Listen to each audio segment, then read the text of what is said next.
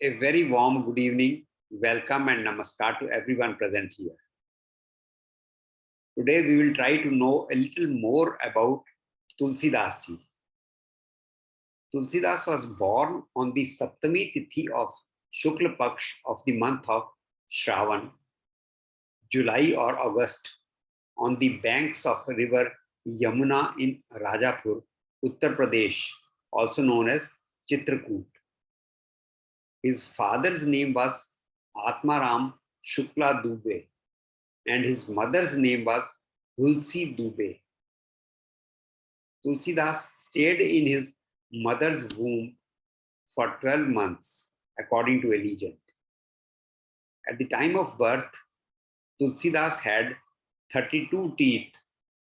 He did not cry, but spoke the name of Ram. So his childhood name was Ram Bola. He was born at an inauspicious time, according to astrologers, and therefore his parents abandoned him when he was a small baby.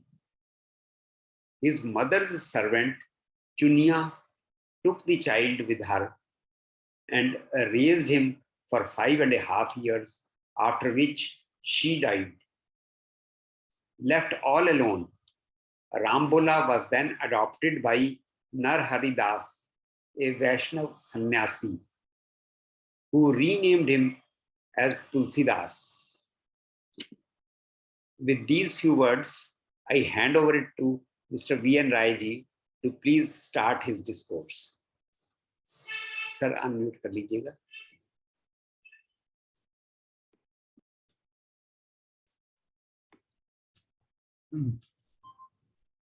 गीलाम्बुजश्यामलकोमलाङ्गं सीतासमारोपितवामभागं पाणौ महासायकचारुचापं Namami रामं रघुवंशनाथं.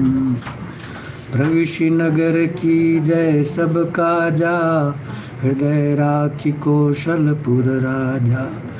गरल सुधारि पुकरे मिताई, गोपद सिंधु अनल शीतलाई. Garuda Sumer rain समताई, Ram कृपा कर चितवा जाई. जय श्री राम, जय जय श्री राम.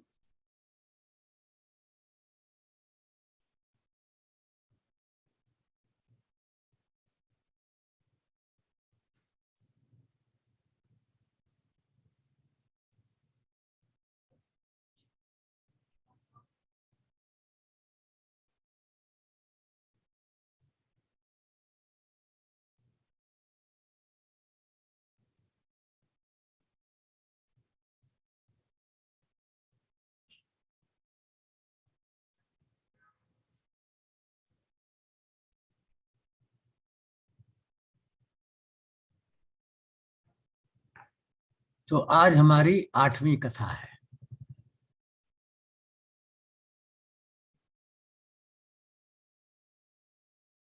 राम कथा कलिकलुष विभंजन 7वीं कथा थी, जब राम जी प्रकट हुए.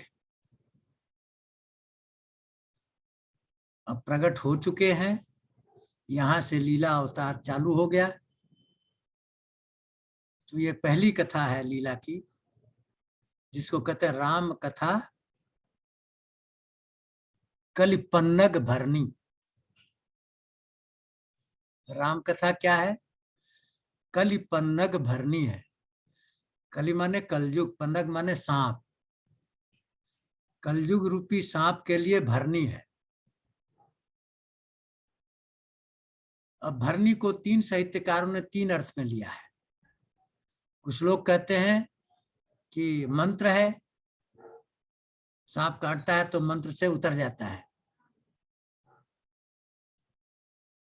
और ये मेरे साथ हुआ है. मुझे सांप भी काटा है, बिच्छू भी काटा है, बंदर भी काटा है, कुत्ता भी काटा है. सबने आजमा लिया है. तो मैंने देखा है सांप काटने वाला जो झाड़ता है कैसे उतारता है, क्या होता है. उसके थ्रू मैं गया हूं.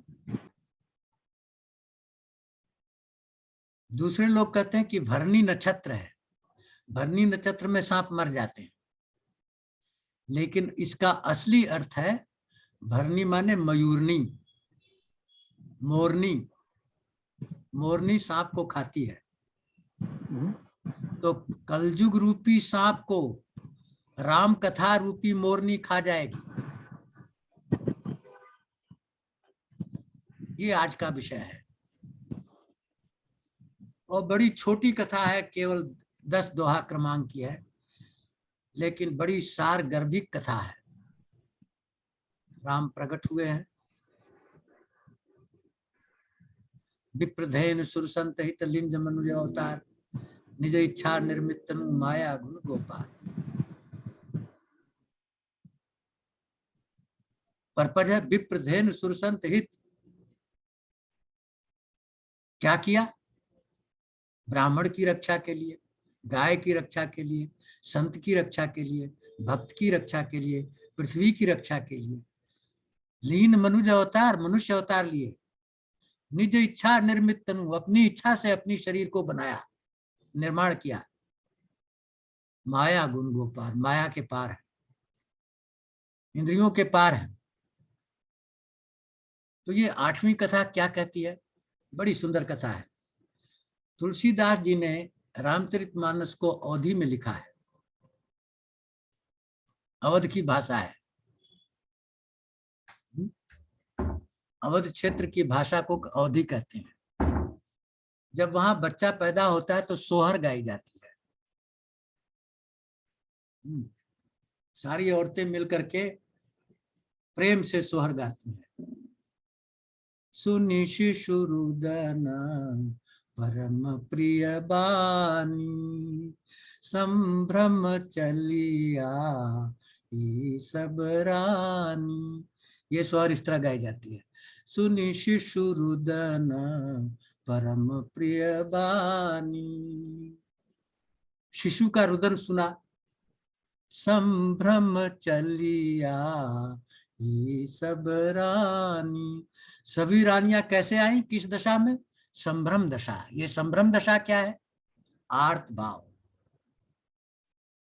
आर्त भाव में आ गई। आर्त भाव क्या होता है? आपको बताया चीरहरण में जब सारे सहारा छोड़ करके द्रौपदी ने कहा कि अब कन्हैया तुम जानो, तुम्हारा काम जाने, तो इसको कहते हैं आर्त भाव। तो ये सारी रानियां आर्त भाव से आई। संभ्रम चली आई सब रानी। सुनि शिशु रुदन परम प्रिय बानी, संभ्रम चलिया ये सब रानी। हर्षित जहाँ तहाँ आई दासी, आनंद मगन सकल पुरबासी। अब देखिए, भगवान के प्राकट्य में भगवान के भक्त 4 तरह के होते हैं। जिज्ञासु, आर्त, अर्थाती और ज्ञानी। 4 तरह के भक्त होते हैं। आर्त कौन है? जो सब सारा छोड़ करके भगवान पर आश्रित हो गया।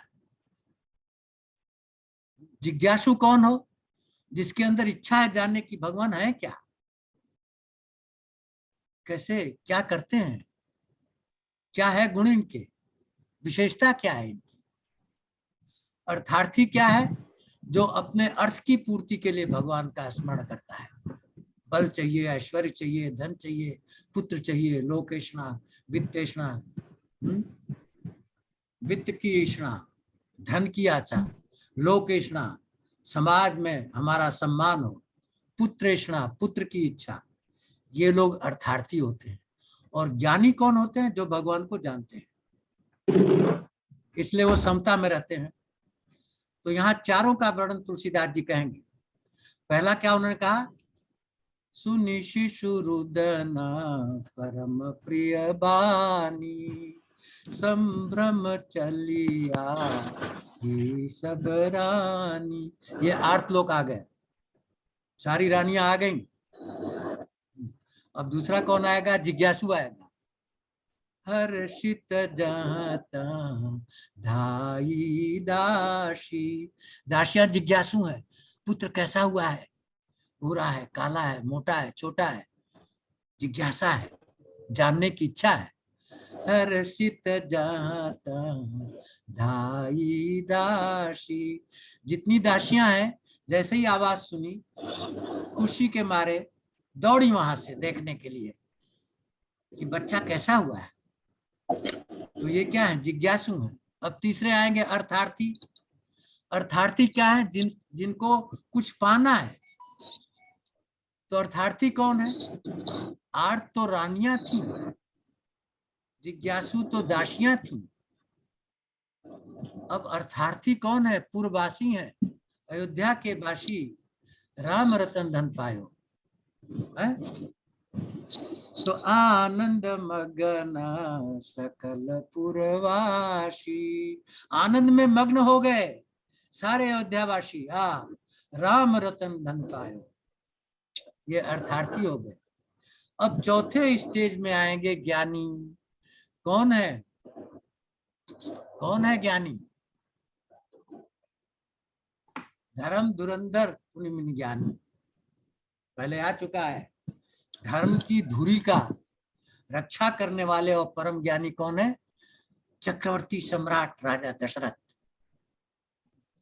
दशरथ पुत्र जन्म सुनि काना, मानहु ब्रह्मानंद समाना। क्या हो रहा है, ये ज्ञानी है। दशरथ पुत्र जन्म सुनि काना, कान में आया कि पुत्र हुआ है। क्या हुआ? जानो ब्रह्मानंद समा, ब्रह्मानंद में समा गए, ध्यान में मग्न हो गए, समाधि में चले गए। ये ज्ञानी होता है। और जब ब्रह्मानंद में समा गए, समाधि में चले गए, तो उनकी दशा क्या हो गई? उनकी दशा होगी परम प्रेम मन पुलक शरीरा। प्रेम की जो सुपरलेटिव डिग्री से भी ऊपर की डिग्री है, परम। मन में वैसा प्रेम भर गया, और फिर वैसा प्रेम भर गया तो पुलकावली छा गई, शरीर कांपने लगी, कंपन होने लगा। हा? तो तुलसीदास जी लिखते, बाबा लिखते हैं, परम प्रेम मन पुलक शरीरा, चाहत उठना करत मति धीरा। जब आदमी भारी हो जाता है प्रेम में, आपने देखा उसका शरीर भारी हो जाता है, ऐसा लगता है कि उठ नहीं जाएंगे, वही कोशिश कर रहे हैं उठने की, बुद्धि संभाल रही है उनको। फिर क्या कहते हैं, जाकर नाम सुनत शुभ होई, मेरे गृह आवा प्रभु सोई। दर्शन जी क्या कर रहे हैं, जिसके नाम सुनने मात्र से शुभ होता है, वही मेरे घर में आए हैं। दशरथ जी कह रहे हैं, परमानंद पूरी मन राजा। परम आनंद से भर गए हैं मन में, मन परम आनंद से भर गया है।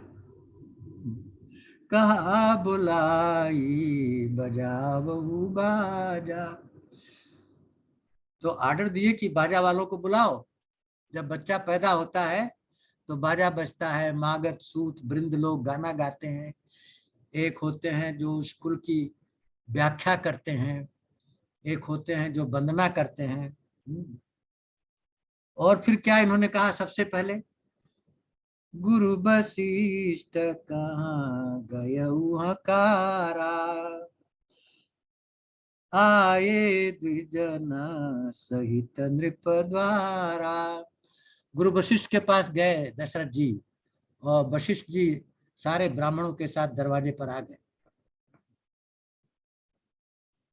इसी क्रम में चल रही है ये कथा। गुरु वशिष्ठ आए तो क्या हुआ, अनुपम बालक देखन जाई। गुरु वशिष्ठ जी करें, भाई बालक को तो दिखाओ। अनुपम बालक, अनुपम माने जिसकी उपमा न हो, वो यूनिक है, उसके जैसा और कोई चीज नहीं है, उसकी उपमा नहीं दी जा सकती, उसको कहते हैं अनुपम। अनुपम बालक देखहि जाई, रूप राशि गुनी कही न सिहाई।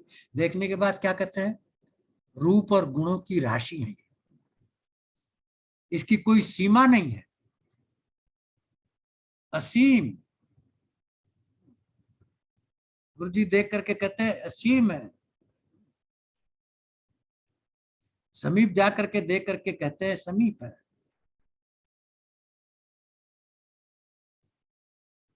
और फिर गुरु जी कहते हैं देखो महाराज, तुम्हारे बालक में पूरा खानदान झलक रहा है। इनकी आंख तो महाराज दिलीप जैसी लग रही है, नाक महाराज रघु जैसी लग रही है, छाती महाराज अज जैसी लग रही है, और बाहें महाराज दशरथ जैसी लग रही है। वाह, पूरा खानदान को इनहेरिट कर लिया है, 4 पीढ़ियों को है।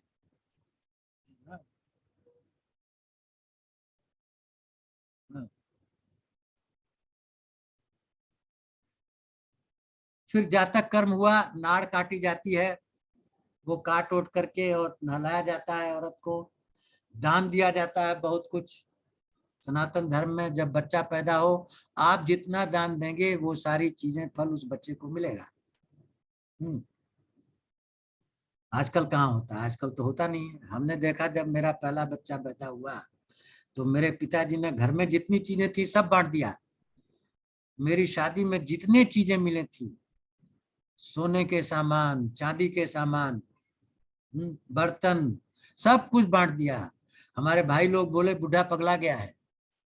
हाँ, बोले पगलाया नहीं है, तुम लोगों के समझ के बाहर की चीज है ये। फिर उसके बाद दान दिया, किसका, अन्न का। फिर वस्त्र दान दिया। पूरे गांव में हल्ला हो गया, बुढ़वा पागल हो गया, देखो क्या क्या जो जा रहा है उसी को मिल रहा है। वही तो यहाँ हो रहा है, यही तो रामचरितमानस को उन्होंने फॉलो किया। क्या फॉलो किया कि राजा दशरथ ने जो आया, जिसको जो मन पाया वो दे दिया। बच्चा पैदा हुआ है, देवता लोग सुमन वृष्टि कर रहे हैं, नर किन्नर गंधर्व ऊपर से गान कर रहे हैं, अप्सराएं नाच कर रही हैं, ग्रुप में औरतें आ रही हैं कलश लिए हुए, घड़ा लिए हुए, न्यौछावर कर रही हैं, मागध सूत और बंदी गान गा रहे हैं। हाँ। और राजा ने सब कुछ दान दे दिया, जो कुछ उनके पास, सर्वस दान दीन सब काऊ, जय पावा राखा नहीं काऊ। और जिसको जो दिया वो नहीं रखा, आगे दे दिया। देखिए अध्याय है, ये नहीं कि सब लालची आए हुए हैं केवल लेने के लिए। जिसको मिलता गया वो आगे बढ़ाता गया, ले लो ले लो ले लो, कोई रख नहीं गया।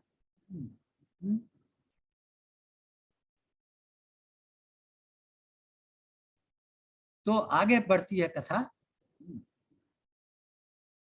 कि गृह गृह बाज बधाओ, प्रगटे सुषमा कंद, हर्षवंत सक जाता नगर नार डरते। अब राम जी के साथ कैकेयी के भरत जी पैदा हुए, भरतलाल, और सुमित्रा के लक्ष्मण और शत्रुघ्न भी पैदा हुए। अवधपुरी की शोभा का वर्णन किया गोस्वामी तुलसीदास जी ने कि अगरबत्ती इतनी हो गई कि जैसे रात मिलने आ गई है, रात हो गई अगरबत्ती के धुआं से। और अबीर के धुआं से क्या हो गया, पूरा लाल लाल हो गया, जैसे सूर्य डूबता है लाल होता है वैसा हो गया। अब एक अजीब घटना होती है यहाँ, रामचंद्र जी के अजीब घटना होती है। क्या घटना होती है, सूर्य वंश में पैदा हुए हैं। सूर्य देवता ने कहा हमारे वंश में बालक पैदा हुआ। ब्रह्मा जी से कहा जरा छुट्टी दे दो, बोला नहीं छुट्टी उट्टी नहीं मिलेगी, आज तो तुम्हें और चकाचक रोशनी करना है। बोला कोई बात नहीं। अब सूर्य देवता जो हैं बालक को देखने के लिए लालायित हैं, कोशिश कर रहे हैं देखने की। और भूल गए कि उनको चलना भी है, 24 घंटे का दिन होता है। 720 घंटे तक रुके रहे। 1 महीने तक सूर्य जी अपने रथ को रोक करके रुके रहे।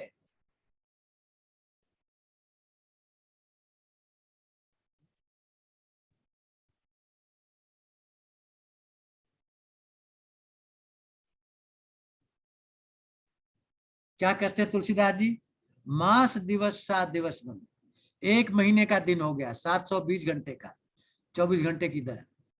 शिव जी रुक गए अपने रथ के साथ। मास दिवस कर दिवस भा, मरम न जाना कोई, किसी को पता ही नहीं चला, क्योंकि सब मग्न है, आनंद में इतने मग्न है कि किसी को नहीं पता कि रात है कि दिन है कि साँझ है। रथ समेत रवि था के वो निशा कवन विधि हो। रथ के साथ रुक गए, रात्रि कैसे हो, एक रात। ये क्यों हुआ? इस रहस्य को कोई नहीं जाना। और सूर्य जी ये कली पन्नग भरनी है ना,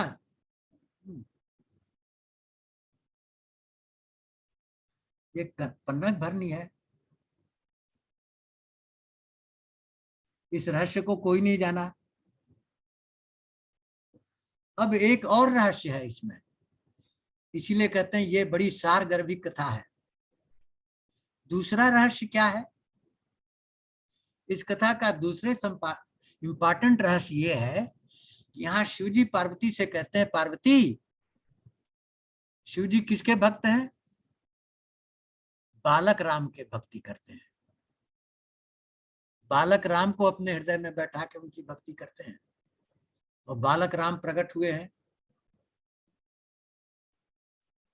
तो शिव जी ने पार्वती से कहा, आप तुम थोड़ी देर के लिए रुक जाओ, मुझे जाना है अयोध्या। क्या करने जाना है? अरे मेरे प्रभु प्रकट हुए हैं बालक रूप में। तो शिव जी काकभुसुंडी से बात किए कि चलो हम लोग चलें। काकभुसुंडी भी बालक राम का सेवा करते हैं। दोनों मनुष्य रूप धारण करके अयोध्या में आ गए, किसी को नहीं पता चला। जैसे सूर्य देवता 1 महीने तक रुके रहे, किसी को नहीं पता चला, इसी तरह उस भीड़ में मनुष्य का रूप धारण करके शिव जी और भुसुंडी जी गलियों में घूम रहे हैं और प्रेम में इतने मगन हैं कि बम भोले बाबा जो है भुलक्कड़ बाबा हो गए। उनको पता ही नहीं किधर जाना है, क्या करना है, चारों तरफ घूम रहे हैं। इतने मगन हो गए हैं प्रेम में कि अयोध्या की गलियों में घूम रहे हैं भुसुंडी को लेकर के। क्या हमारे भगवान आए हैं, अवतार लिए हैं, मनुष्य रूप धारण किए। औरो एक कहूं निज चोरी, सुन गिरजा अति दृढ़ मत मोरी। अरे गिरजा सुनो, एक और तुम्हें चीज बताऊं। क्या?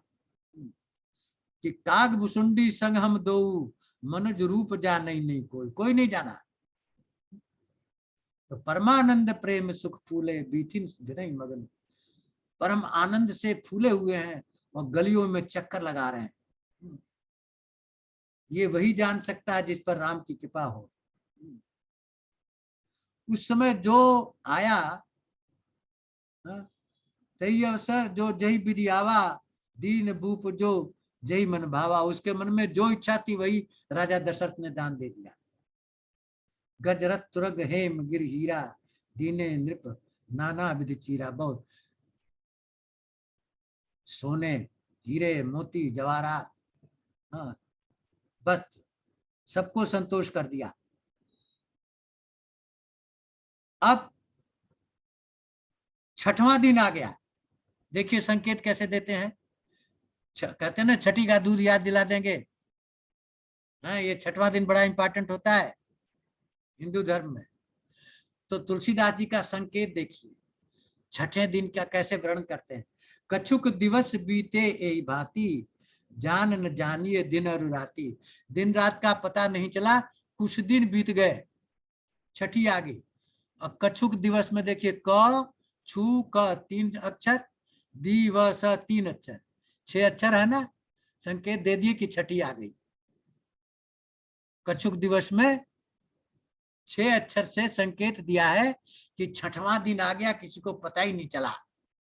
भगवान 6 दिन के हो गए और किसी को पता नहीं चला। अब उसके बाद 12वां दिन आ गया, तो 12वें दिन हमारे यहाँ बच्चे का नामकरण होता है। कुलगुरु आते हैं पोथी पत्रा लेकर के और राशि का नाम रखते हैं। राशि का नाम अलग होता है, बुलाने का नाम अलग होता है। जैसे हमारा नाम विजय नारायण है, राशि का नाम है राजू, र से। और राशि के नाम से ही कुंडली बनती है। तो अब गुरु जी आ गए, क्या हुआ? नामकरण कर अवसर जानी, भूप बोली पटे मुनि ज्ञानी। नामकरण का अवसर आ गया, राजा दशरथ ने बुलवाया गुरु वशिष्ठ को कि आप अपने मन में जो सोच रखे हो, क्योंकि पुत्र तो उन्होंने ही पैदा कराया है ना, वही नाम इनका रखिए, रखिए इनका नाम। राजा जी ने पूरा पूजा पाठ किया। और पूजा पाठ करने के बाद गुरु जी को बुलाया और गुरु जी से कहा, गुरु जी आपने मन में जो सोच रखा है वो नाम रखिए इनका।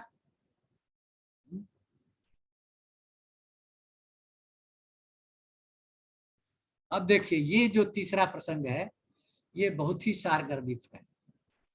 नाम कैसे रखा गया, गुरु जी ने किस तर्क से नाम रखा, क्या नाम रखा पहले? इनके नाम अनेक अनुपा, अनुपम अनेकों नाम है इनके। गुरु जी कह रहे हैं मैं नृप कहब स्वमति अनुरूपा, लेकिन अपनी बुद्धि के अनुसार मैं इनका नामकरण करूंगा। तो क्या कहते हैं सबसे पहले, जो आनंद सिंधु सुख राशि, आनंद सिंधु, आनंद के समुद्र, जो आनंद के समुद्र है, सुख की राशि है। कैसा सुख? सीकर ते त्रैलोक सुपासी, उस सुख की राशि के एक बूंद से तीनों लोगों को माला माल कर देते हैं। सीकर से त्रैलोक सुपासी, तीनों लोगों को आनंद कर देते हैं एक बूंद से, उस सुख की राशि के। सो सुख धाम राम असनामा, ये सुख के धाम है जिनका नाम राम है। अखिल लोक दायक विश्रामा, पूरे ब्रह्मांड को शांति प्रदान करते हैं, विश्राम देते हैं। पूरे ब्रह्मांड को विश्राम देते हैं। अब देखिए राम, राम की व्याख्या गुरुजी ने 6 प्रकार से की है। क्यों राम रखा? र और म, र जो है उर्फ होता है, तर र ऊपर आता है, और म जो है चंद्रमा मुकुट की तरह होता है। तो ये दोनों वर्ण जो है ऊंचे वर्ण हैं, इसलिए राम में ऊंचे वर्णों का प्रयोग हुआ है, रकार और मकार का। पहला लॉजिक ये है। दूसरा गुरु जी कह रहे हैं, देखिए महाराज, जब नामकरण हो रहा है तो इनकी अखियां जो है दिलीप बाबू जैसी हैं, नाक रघु बाबू जैसे हैं, वक्षस्थल अज जैसे हैं, बाहें आप जैसी हैं, तो सबका इसमें नाम में आना चाहिए ना। बाबा पर बाबा और दादा, सबका इसमें कुछ न कुछ आना चाहिए। तो र से रघु है और राजा दशरथ भी हैं, और आ से अज है, तो रघु आ गए, अज आ गए, दशरथ आ गए, और म से आनंद, इन तीनों को आनंद देने वाला राम। राजा जी को समझा रहे हैं कि राजा जी ये जो राम नाम है ना, ये तीनों को आनंद देगा, कुल का भविष्य उज्जवल करेगा, रघुकुल रीति सदा चल जाई, प्राण जाए बरु बचन न जाई। तो रघु को भी ला दिया, अज को भी ला दिया, राजा दशरथ को भी ला दिया, और तब रखा नाम राम।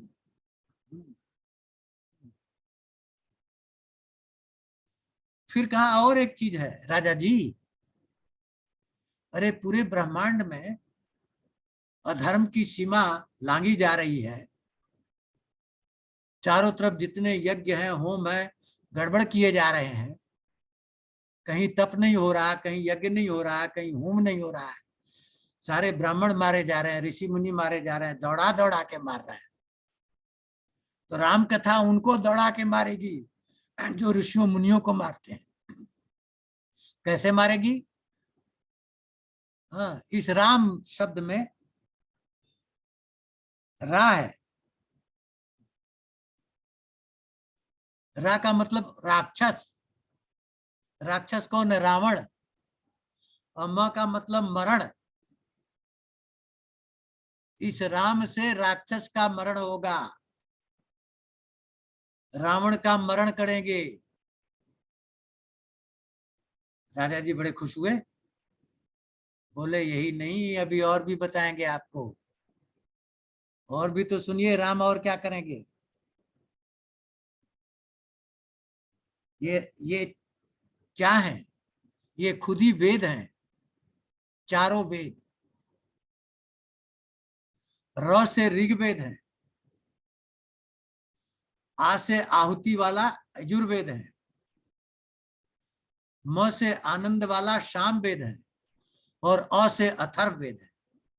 राम, र आ म अ, चारों वेदों को रिप्रेजेंट कर रहे हैं। ऋग्वेद र, अथर्ववेद आ, सामवेद म। हाँ, इस तरह चारों वेदों का वर्णन आ गया, चारों वेद भी हैं। फिर चौथा एक और उदाहरण दे रहे हैं। ये अनुपम बालक है राजा, इसलिए इनका एक और विश्लेषण होगा नाम का। राम एक है रा और दूसरा है म। सनातन धर्म में दो इतिहास हैं, एक रामायण और एक महाभारत। तो रा से रामायण और म से महाभारत। तो आप कहें रामायण तो मान लिया, ये सब किए हैं, म कहाँ है? महाभारत अगर अर्जुन की पताका में हनुमान जी नहीं होते तो होता।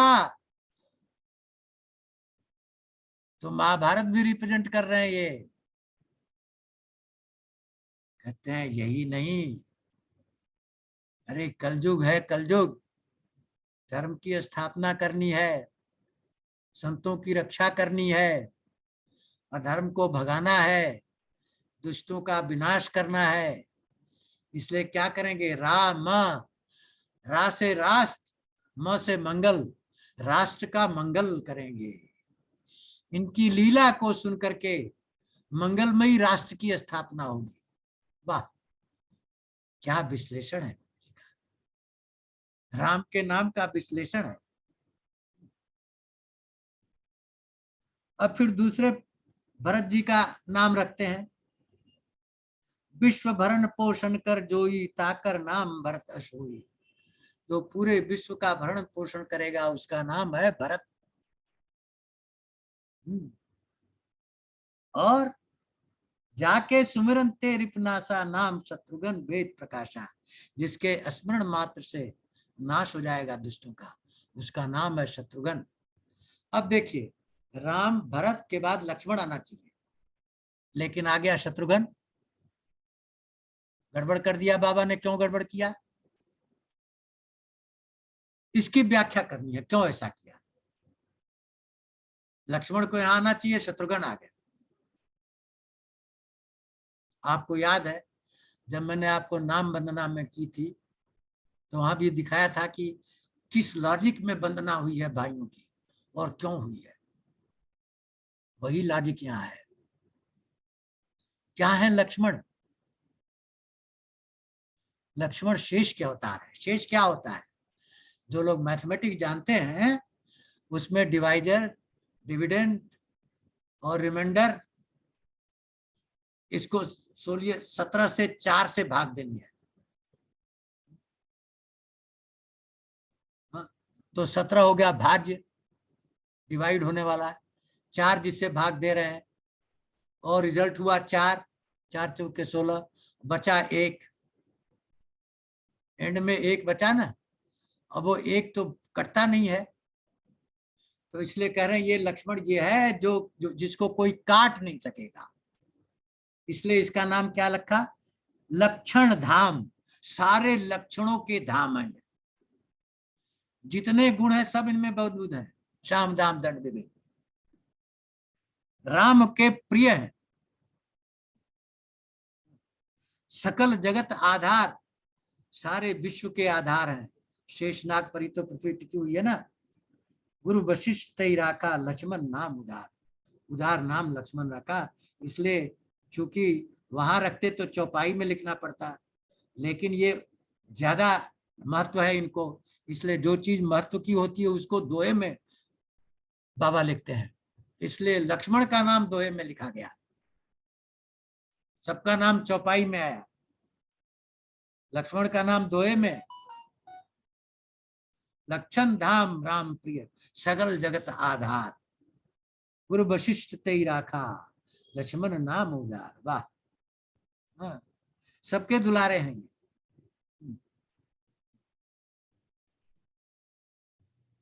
धरे नाम गुरु हृदय विचारी, वेद तत्व निपटौ सुतचारी। तुम्हारे पुत्र जो हैं चारों वेदों के तत्व हैं। नाम रखने के बाद उन चारों को गुरुजी ने अपने हृदय में रख लिया। 12 से निज हित पति जानी, लक्ष्मण राम चरण। अब लक्ष्मण की विशेषता बता रहे हैं बाबा कि जन्म से ही अपना हितैषी किसको मान रखा है? राम को। हाँ? इसलिए राम के चरणों में अपार स्नेह है। और भरत शत्रुघ्न कैसे हैं? यहाँ राम और लक्ष्मण गोरे और सांवले, वहां भरत और शत्रुघ्न गोरे और सांवले हैं, जोड़ी बनी है। जैसे राम लक्ष्मण की जोड़ी है, उसी तरह भरत शत्रुघ्न की जोड़ी भी है। एक सांवला है, एक गोरा है, पीछे पीछे चलने वाला है। श्याम गौर सुंदर दो जोरी, निरखत छवि जननी सुत तोरी। चारु शील रूप गुण धामा, तदिप अधिक सागर रामा। चारों पुत्र कैसे हैं? शील रूप और गुणों के धाम है। शील क्या होता है?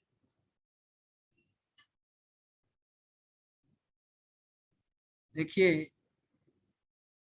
चाहे आप पातंजलि योग लें, चाहे सांख्य योग लें, चाहे ईसा मसीह की बाइबिल लें, 10 गुणों का वर्णन है।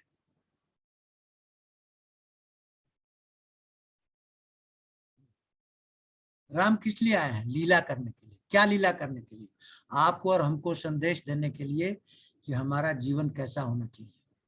भाई के साथ व्यवहार, पुत्र के साथ व्यवहार, पत्नी के साथ व्यवहार, पिता के साथ व्यवहार, परिजनों के साथ व्यवहार, ब्रह्मांड के साथ व्यवहार कैसा होना चाहिए।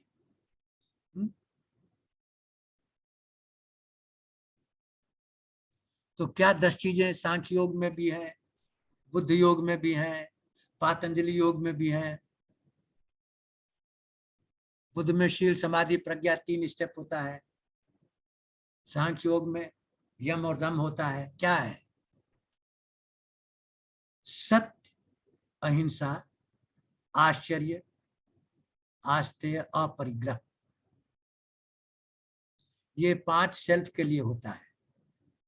हर एक मनुष्य के जीवन में ये 5 चीजें होनी चाहिए। क्या? सत्य के साथ डटे रहो, मनसा वाचा कर्मणा से किसी को दुख मत दो, पत्थर को भी दुख मत दो। सजीव तो अलग है, उसको कहते हैं अहिंसा। ब्रह्मचर्य,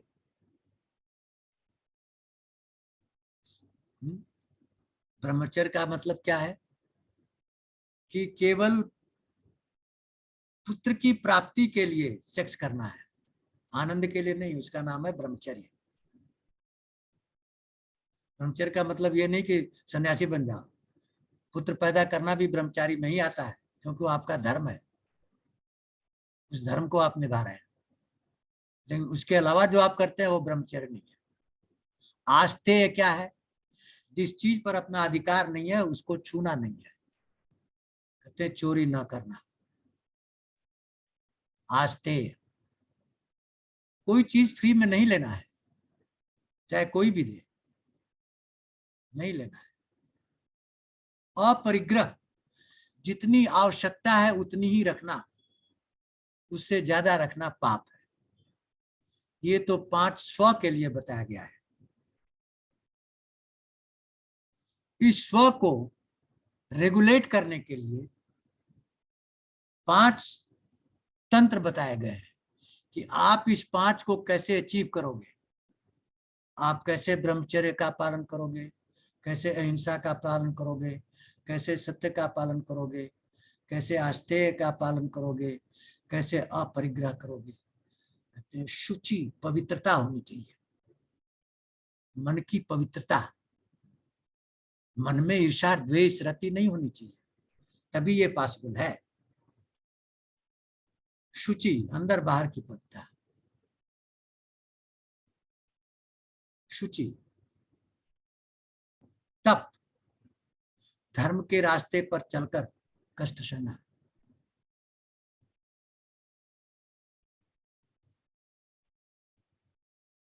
जब आप धर्म के रास्ते पर चलोगे तो बहुत कठिनाइयां आएंगी। स्वाध्याय, हमेशा अपना अध्ययन करते रहो।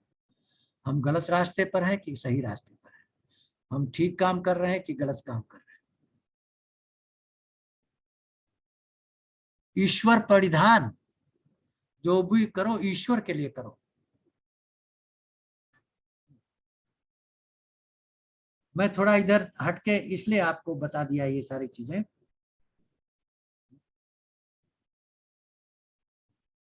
कि भगवान आए हैं लीला करके इन चीजों का चरितार्थ करने के लिए। क्यों आए हैं?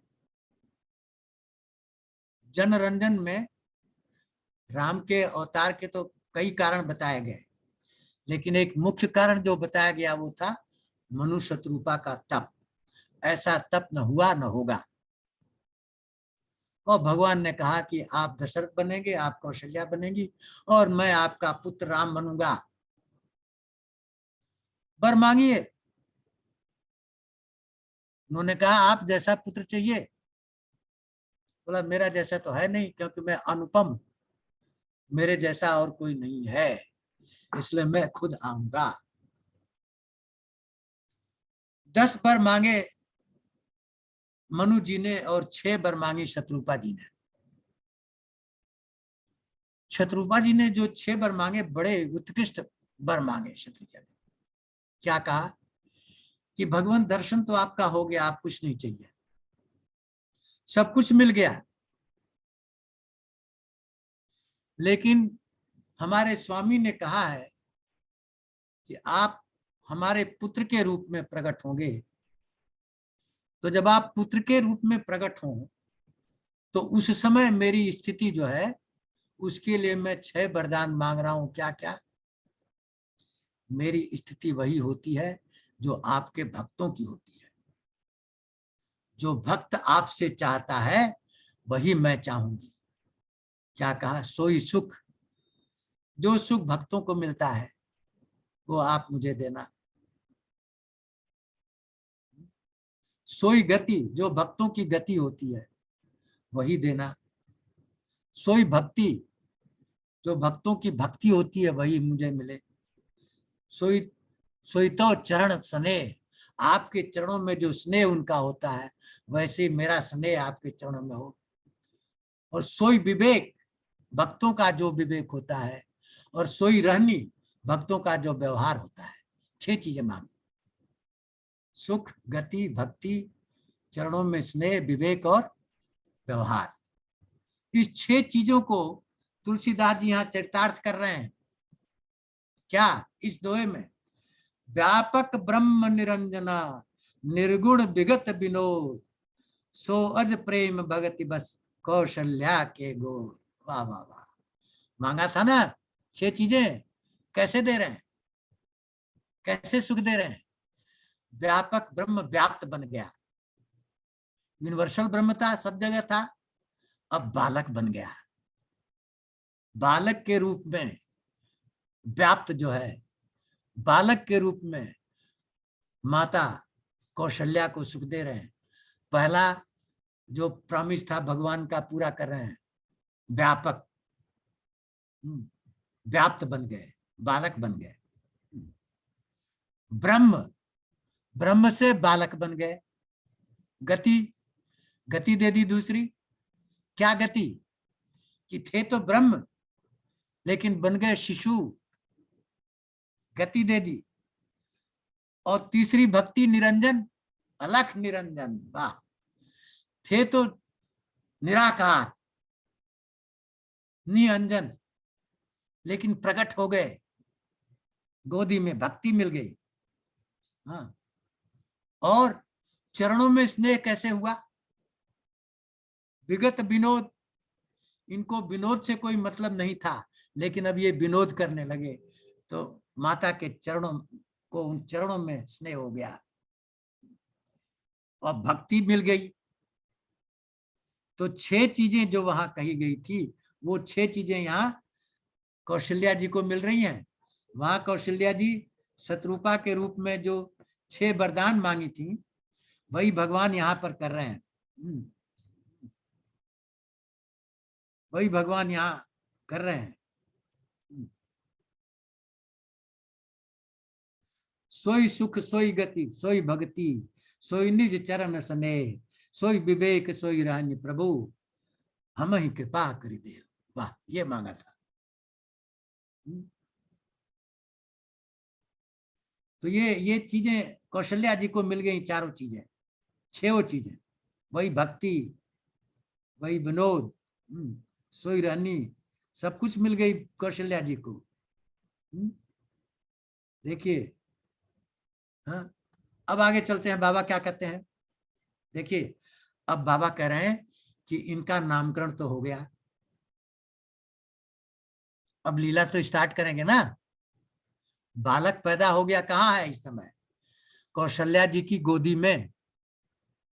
कौशल्या जी नीली साड़ी पहनी है और ये बालक का रंग भी नीला है। उपमा दे रहे हैं जैसे नीले कमल पर नीला बादल छाया हुआ हो। आगे उपमा दे रहे हैं, पहले तो उपमा दे रहे हैं, काम कोटि छवि श्याम शरीरा। ये श्यामल शरीर कैसा है? करोड़ों कामदेव की शोभा से भी ज्यादा शोभा देने वाला है। करोड़ों कामदेव एक साथ मिलकर के जितनी शोभा देंगे, उससे भी ज्यादा शोभा ये नीला शरीर दे रहा है। नील कंज बारिद कैसे, उसी की उपमा दे रहे हैं कि कौशल्या जी की नीली साड़ी में नीले रामलला जो है कैसे शोभा दे रहे हैं, जैसे कमल के ऊपर बादल छाया हुआ हो। है? तो ये पहला महीना है, चैत का महीना। चैत के महीने में नवमी तिथि मधुमास महीना शुक्ल पक्ष अभिना पैदा हुए हैं। चैत के महीने का वर्णन कर रही हैं तुलसीदास जी की। कैसे लग रहे हैं चैत के महीने में? 1 महीने के बालक हैं। कैसी छवि है? करोड़ों कामदेव की छवि को मात देने वाली है। अब दूसरे महीने के जब 2 महीने के होंगे तो दूसरी चौपाई आएगी। क्या? अरुण चरण पंकज नग ज्योति कमल दलनी बै जन्म होती। क्या है? बैसाख का महीना है। ये 2 महीने के हो गए, रामलला 2 महीने के हो गए। तो जब 2 महीने को हो गए तो अरुण चरण पंकज नग ज्योति, अरुण चरण, लाल लाल चरण, पंकज माने कमल, हाँ, नख ज्योति, नख की जो ज्योति है, लाल चरणों की कमलवत, लाल चरणों की नख की जो ज्योति है वो कैसी देख रही है? जैसे कमल के 10 बूंदें, कमल के पत्तों पर मोती की 10 बूंदें हों। क्या उपमा दिया है। दूसरे महीने में क्या दिखता है? बच्चे का पैर दिखने लगता है। तो तुलसीदास जी कह रहे हैं बैसाख के महीने में इस बालक का पैर दिख रहा है और नाखून दिख रहा है। फिर तीसरे महीने के हुए तो क्या हुआ? रेख कुलिश ध्वज अंकुश सोहे नूपुर धुन सुनि मुनि मन मोहे। जब तीसरे महीने का होता है तो तोरा पैर हिलाता है, आप देखेंगे हमेशा पैर ही हिलाता रहता है, मारता रहता है दिन भर है। तो पैर में घुघरू बांध दिया गया है, नूपुर। तो तीसरे महीने के जो हुए रेखा क्या है, वज्र, ध्वजा और बर्छी, तीनों की रेखा दिखाई दे रही है। और थोड़ा थोड़ा हाथ पैर चला रहे हैं तो नूपुर की ध्वनि भी सुनाई दे रही है। और उस नूपुर की ध्वनि को सुनने के लिए वशिष्ठ जी भी आकर के कान लगा के सुनते हैं। जेठ का महीना हो गया। अब चौथा महीना है आषाढ़। कटकिंकिनी उदर त्रय रेखा, नाभि गंभीर जान नहीं रेखा। आषाढ़ के महीने में गर्मी ज्यादा होती है तो छोटी सी पतली सी एक किंकिनी पहना दी गई है और रेखा है इधर 3। नाभि गंभीर है, उसको तो ब्रह्मा जी जान सकते हैं।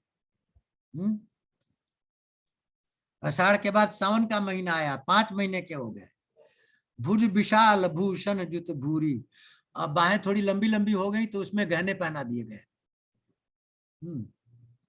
सारे बाला ताला सब पहना दिया गया। हिहरि नख अति शोभा रूरी। हाँ, बड़ी बड़ी भुजाओं में, नख में बाला ताला पहना दिया गया। अब 6वां महीना आ गया। चैत बैसाख जेठ आषाढ़ सावन भादो, भादो का महीना आ गया, 6वां महीना। उर्मनिहार पदिक की शोभा, विप्र चरण देखत मन लोभा। मणि का हार है, चमक रहा है। और कौशल्या जी ने एक और चीज की है, गुरु वशिष्ठ के पैरों की छाप उनके ऊपर रख दी है गुरु का आशीर्वाद लेने के लिए।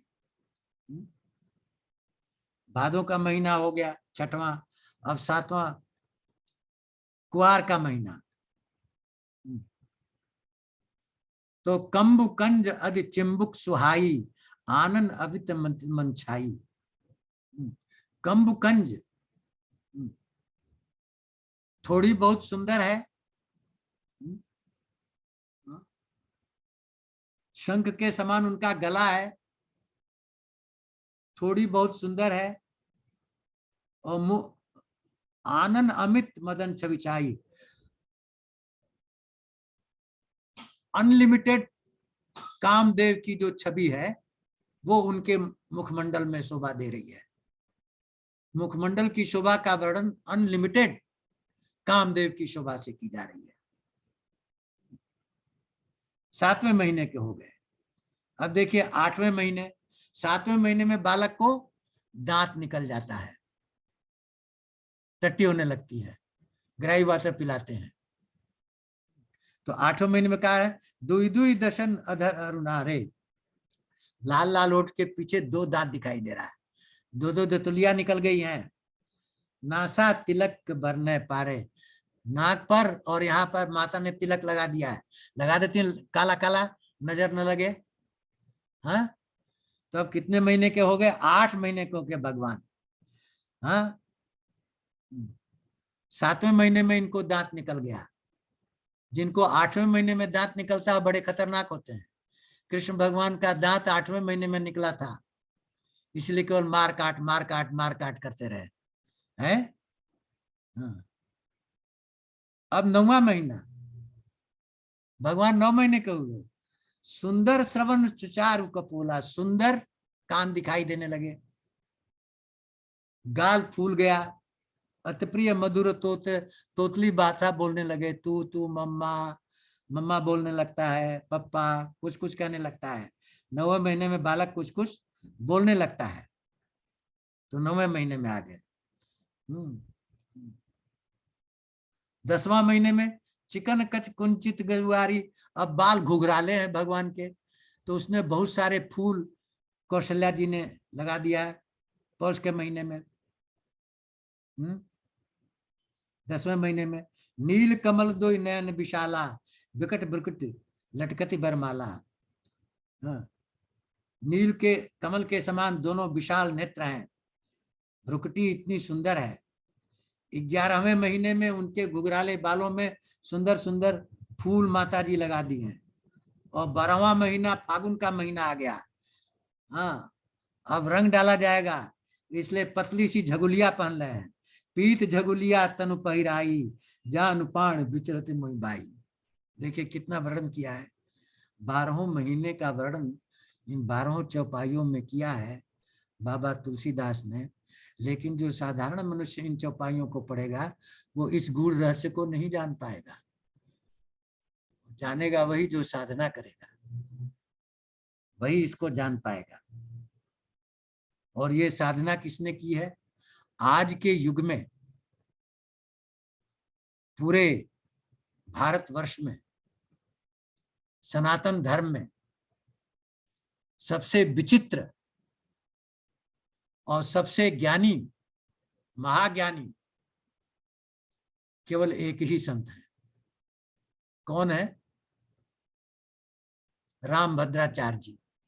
आंख से अंधे हैं, सारे वेदों का ज्ञान है, सारे उपनिषदों का ज्ञान है, सारे पुराणों का ज्ञान है। ये जो चीज मैंने आपको बताई ये उनकी व्याख्या है रामभद्राचार्य की। जब राम मंदिर का बहस चल रहा था तो उन्होंने कहा कि हम भी सुप्रीम कोर्ट के सामने जाएंगे। आपको मालूम है 5 जज थे, उनमें से एक मुस्लिम थे। बोले बाबा जी क्या बताने आए हो? बाबा जी ने कहा आप लोग कहते हैं कहाँ लिखा है कि राम पैदा हुए थे? वेद आपका प्राचीन ग्रंथ है, वही आधार है, आप बता सकते हो? बोला हाँ, वही बताने आए हैं। उन्होंने वेद की उन ऋचाओं को पढ़ा जहां पर राम का वर्णन है।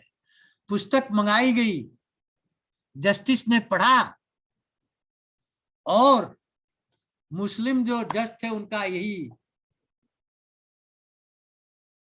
कमेंट था, धन्य है जो आदमी के पास आंख नहीं है वो इतना सारा जानता है। आज तक कोई नहीं बता पाया कि कहाँ लिखा है राम जन्म, इस आदमी ने बता दिया। और वही टर्निंग पॉइंट था, इसीलिए सर्वसम्मति से जजमेंट आया। सबसे ज्यादा अप्रिसिएशन मुस्लिम जज ने किया। धन्य हो परमात्मा, आपको सलूट है। ये ज्ञान कहाँ से आया? उन्होंने कहा ये अंदर से आया, क्योंकि बाहर तो कुछ देख नहीं सकता, केवल अंदर ही देखता हूं। तो ये जो विश्लेषण मैंने आपको बताया ये प्रभु रामभद्राचार्य का विश्लेषण है, और कोई ऐसा विश्लेषण कर नहीं सकता कि 12 चौपाइयों में छिपा हुआ जो गूढ़ तत्व है कि एक एक महीने में बालक कैसे बड़ा होता है और क्या क्या करता है, वो सारी चीज तुलसी ने लिख दी। बताया किसी को नहीं। पता किसको चला? केवल रामभद्राचार्य को पता चला। तो रामभद्राचार्य की जय। 12 महीने के हो गए, अब क्या होगा? बर्थडे मनाया जाएगा।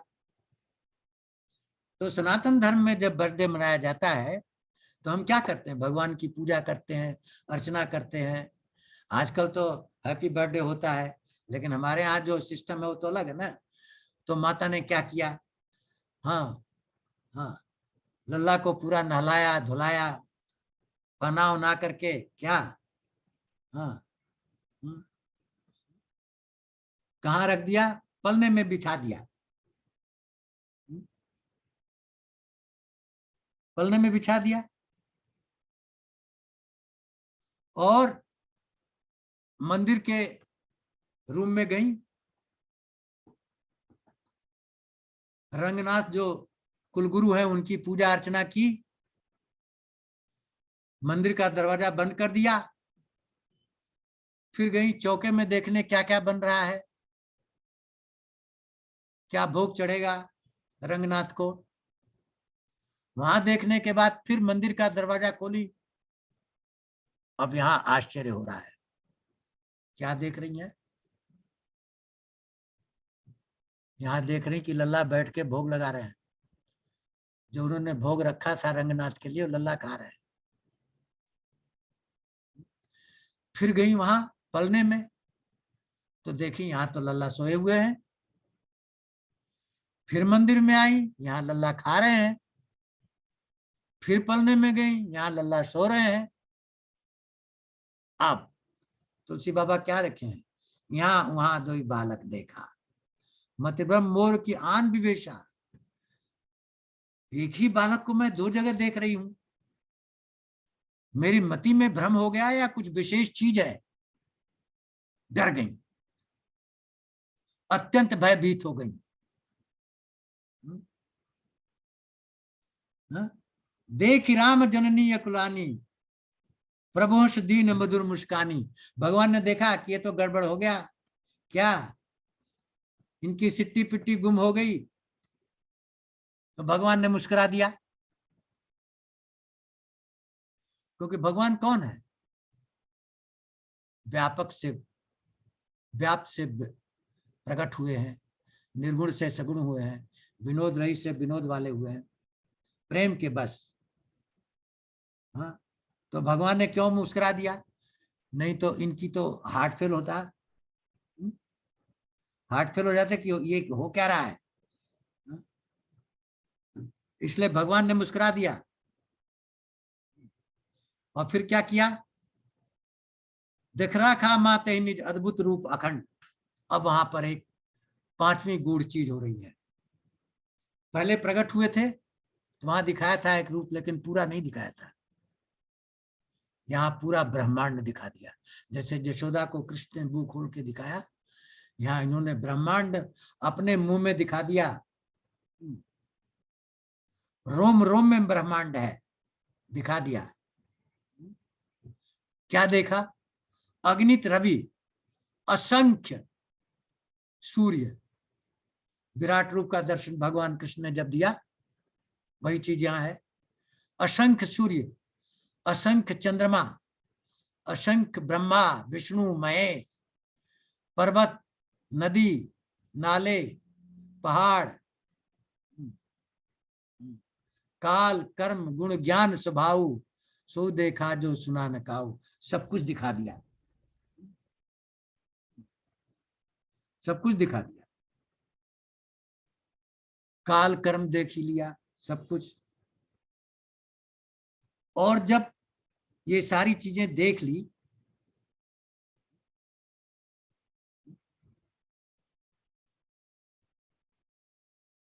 देखी माया सब विद जाड़ी। एक चीज और देखी, क्या कि माया इतनी भयभीत है, हाथ जोड़ करके खड़ी है भगवान के सामने। उस रूप में दिखाया गया है। और इसी रूप में यह भी दिखाया गया है कि भक्ति जो है कैसे माया से छुटकारा दिलवाती है। हाँ, तो माया का तो लिखा है, अति सभीत जोरे कर ठाड़ी, भयभीत होकर के हाथ जोड़ के खड़ी है। और वही जो जीव को नचाती है, देखी भगत जो छोड़ ताई, और वो भक्ति जो इसे छुड़ा देती है उसको भी देखा। तन पुलकित, एकदम गनगन हो गए, रोए खड़े हो गए, पुलकित शरीर हो गया, वचन नहीं आ रहा है, मुख बंद हो गया, और आंख बंद करके भगवान के चरणों में सिर नवाया और बोला, विस्मयवंत देख महतारी। आश्चर्यचकित देख करके माता जी को ये फिर बालक रूप में आ गए भगवान। स्तुति करी न जाई भय माना, जगत पिता मैं सुत करी जाना। अब जो जगत के पिता हैं उसको मैंने अपना पुत्र मान लिया था। कौशल्या जी के मन में ये वार्तालाप चल रहा है, उनको मैंने अपना पुत्र मान लिया जो जगत के पिता थे। और मन में स्तुति करने लगी तो भगवान हंसने लगे और फिर बालक बन गए। हरिजननी बहुविध समझाई, और फिर समझाया कि ये बात किसी को बताना मत, जो अभी रूप तुमने देखा है। तो बार बार कौशल्या विनय करई कर जोर, अबनन कबहू व्यापो प्रभु मुई माया तोर। और कौशल्या जी भी बार बार विनती कर रही, ये माया आप कभी मत व्याप्त करना। तो दोनों में कॉन्ट्रैक्ट हो गया। क्या हो गया, कौशल्या जी को मालूम पड़ गया कि पार ब्रह्म परमेश्वर है, और जो मैं पहले जन्म में मांगी थी वरदान शत्रुपा के रूप में वही है। और भगवान को भी हो गया कि ये वही कौशल्या बन के आई हैं शत्रुपा जी, और मैं इनका पुत्र की तरह ही व्यवहार करूंगा। तो इस तरह ये 8वीं कथा यहां समाप्त होती है। राम कथा कलिपन्नग भरनी, कलयुग रूपी सर्प को राम कथा रूपी मयूरनी दशों दिशाओं में घूम घूम करके, दौड़ा दौड़ा करके, काट काट करके खा जाती है। क्या है राम कथा? राम नाम जपो और कोई राम कथा नहीं है। नानक ने कहा ना, नाम जप बस, और कुछ मत करो जिंदगी में, नाम जप करो और कुछ मत करो। राम राम, इसका ज्वलंत 2 प्रमाण हमारे जीवन में देखा हमने। देवरावा बाबा 500 साल से ज्यादा लोग कहते हैं जिंदा रहे, उन्होंने राम के अलावा कुछ कहा ही नहीं, न कोई उपदेश दिया, न कोई ग्रंथ पढ़ा, न कुछ कहा, केवल राम राम। उनके पास जाइए, केवल सुनाई देगा राम राम राम राम राम राम राम राम।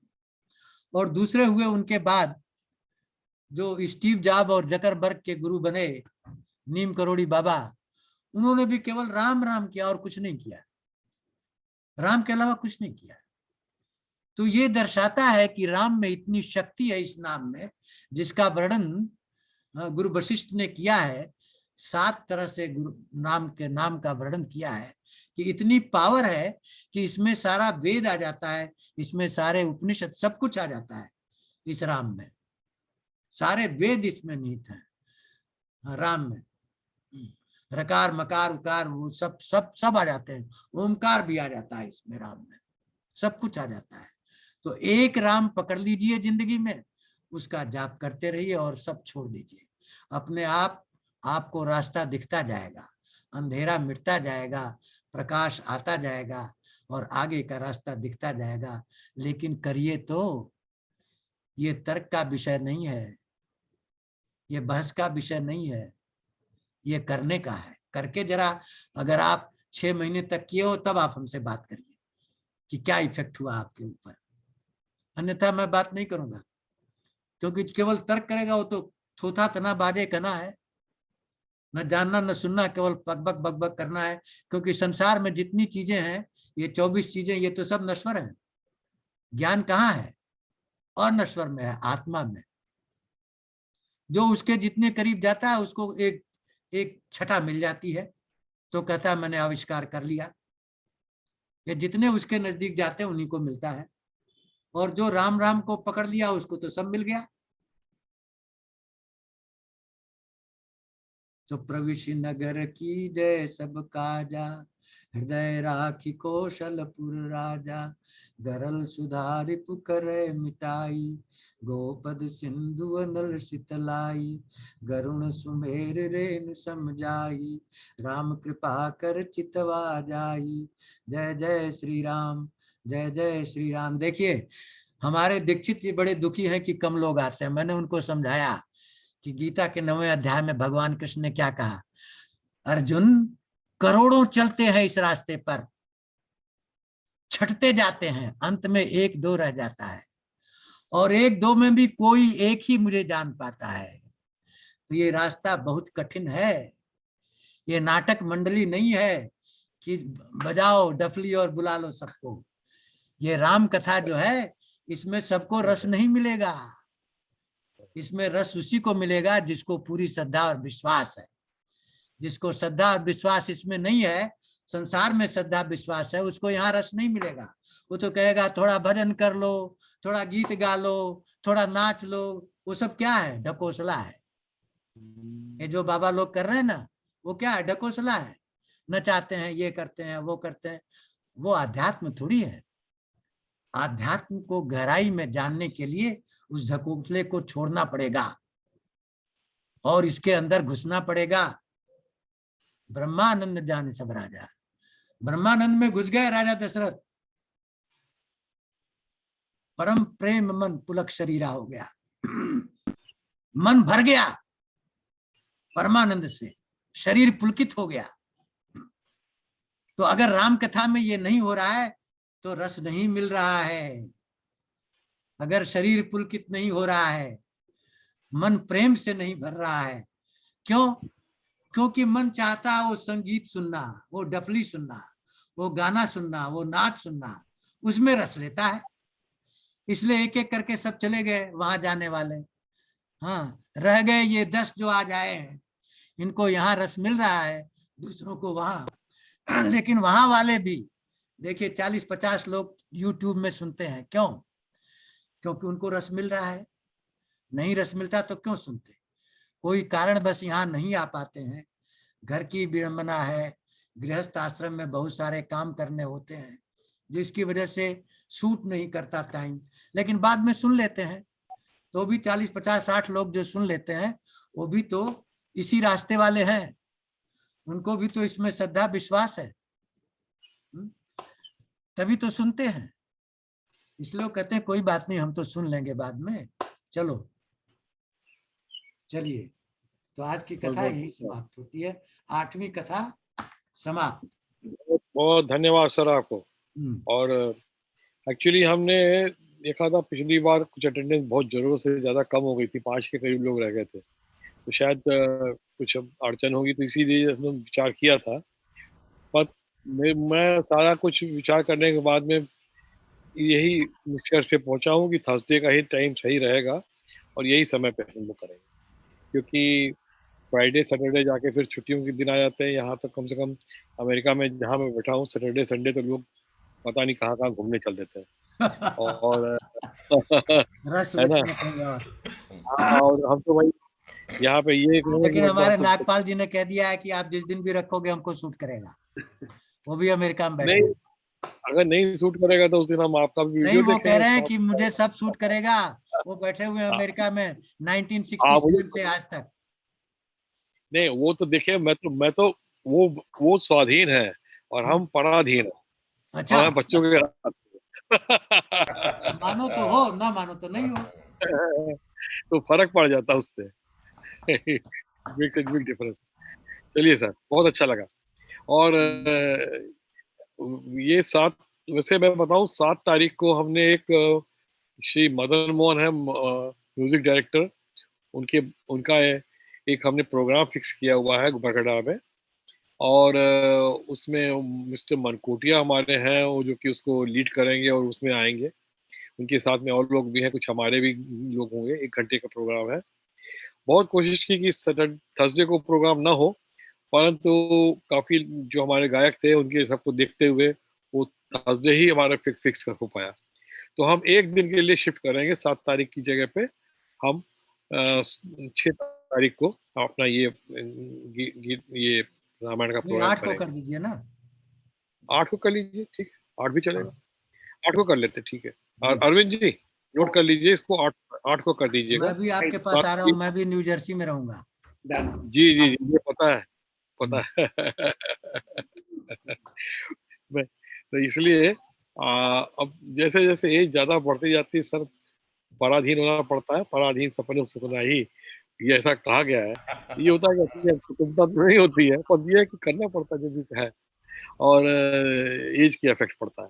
देखो खैर, तो आप जब आप न्यू जर्सी आएंगे तो हमारी मुलाकात होगी। आप आइए, हम बड़ी आप बहुत अपेक्षा है मिलने की। अब वो जो सुनैना जी कह रही पराधीन सपने सुखना ही, और पार्वती जी कह रही कि हमें सुखी सुख है, हमें हर जगह सुख है, वही चाहिए, वही बभूति वाला ही चाहिए, और कोई नहीं चाहिए।